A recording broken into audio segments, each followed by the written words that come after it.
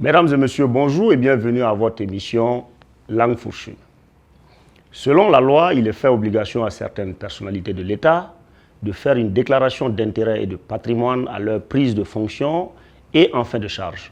Et cela sur la base de la loi numéro 004-2015/CNT du 3 mars 2015 portant prévention et répression de la corruption au Burkina Faso. Ça, c'est ce que la loi dit. Mais dans les faits, un rapport de l'autorité supérieure de contrôle de l'État mettait en cause l'ex-ministre de la Défense nationale et des anciens combattants qui s'est bien battu pour se bâtir une somptueuse demeure de vacances d'une valeur de près de 350 millions de francs CFA. Ce même rapport épinglait son collègue, toujours en activité lui, des infrastructures pour les mêmes fêtes à quelques exceptions près.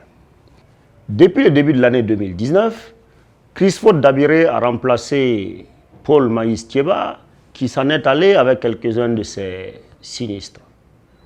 Seulement voilà, ceux et celles des ministres qui sont entrés ou sortis du gouvernement, rares sont ceux-là qui ont fait leur déclaration. Cette loi de transparence dans la gestion de la chose publique est juste foulée aux pieds par ceux et celles qui prônent pourtant la bonne gouvernance. Ces ventres d'un autre genre n'ont eu de cesse de reprocher à l'ancien régime, leur ami d'hier pourtant, des fautes qu'eux-mêmes commettent aujourd'hui en toute flagrance. Pour en revenir à ce champagnat qui a fait sortir de terre tel un champignon, un joyau qu'il aura du mal à occuper dans sa campagne de manga, où en est-on des enquêtes? Les membres de la famille qui l'ont soutenu dans l'édification de ce palais ont-ils réellement la surface financière pour offrir à leurs parents ministres les sommes qu'il a déclarées aux enquêteurs? Je suis impatient de le savoir. Comme l'autre le disait, le Burkina Faso est un pays de savane. Difficile donc de se cacher. On est pressé de voir tout ça. Parce qu'entre deux ponts, Eric continue de rouler tranquille et l'autre ne boude en rien certains plaisirs. Lui au moins qui avait fait en son temps, en venant à la soupe, une déclaration d'intérêt et de patrimoine. Sauf que personne ne l'a plus jamais entendu depuis que le shérif l'a remplacé.